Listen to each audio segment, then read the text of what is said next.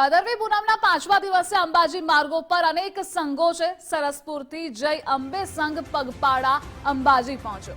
31 વર્ષથી અવિરત અંબાજી પગપાળા આ સંઘ આવે છે। છેલ્લા 12 દિવસથી ચાલીને પગપાળા આ સંઘ અહીં પહોંચે છે।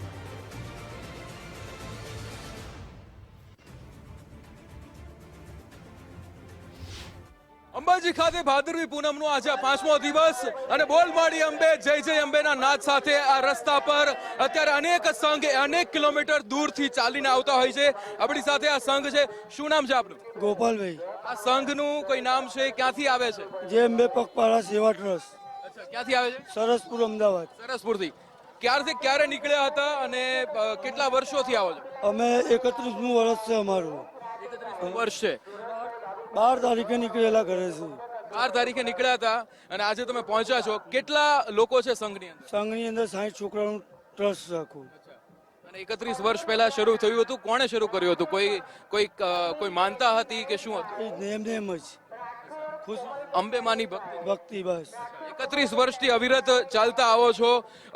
કેવો અનુભવ રહેલો હોય છે તમારો? આ અનુભવ તો કહેવા જેવો જ નથી। આ માતાનો બહુ સારો, બહુ આનંદ, કુશલ મંગલ, એની દયા છે। સંઘની માતામાં કેટલી શ્રદ્ધા છે? બહુ શ્રદ્ધા છે, બહુ શ્રદ્ધા। એટલે 31 અંબે માત કી જયના જય જય અંબેના નાદની સાથે છેલ્લા 31 વર્ષથી સરસપુરથી આ સંઘ જે છે એ ચાલતો આવે છે અને હવે થોડીક જ વારમાં એ લોકો અંબાજી પહોંચી જવાના છે। 31 વર્ષથી અવિરત એ ચાલીને આવે છે।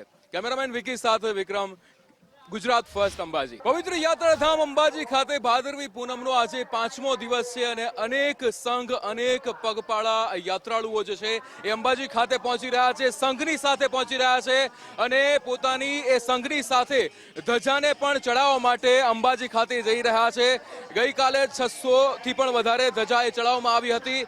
આ ધજા જે રીતે આપ જોઈ રહ્યા છો, સંઘ જે છે પોતાની સાથે આ ધજા જે છે એ લઈને જઈ રહ્યું છે। માતાના એ મંદિરે ચડાવવા માટે ધજાને લઈને આ સંઘ જઈ રહ્યું છે। જે રીતે સંઘ પણ સાથે જઈ રહ્યો છે, માણસાનો આ સંઘ જે છે એ અત્યારે પગપાળા યાત્રા કરીને આ સંઘ જઈ રહ્યો છે। આવા અનેક સંઘ આપણને છેલ્લા 4 દિવસમાં જોવા મળ્યા। અનેક યાત્રાળુઓ કે જે માની અંદર શ્રદ્ધા લઈને બોલ માડી અંબે જય જય અંબેના નાદની સાથે અંબાજીના માર્ગો પર એ જઈ રહ્યો છે ધજા ચડાવવા માટે પોતાના સંઘની સાથે। કેમેરામેન વિકી સાથે વિક્રમ, ગુજરાત ફર્સ્ટ અંબાજી।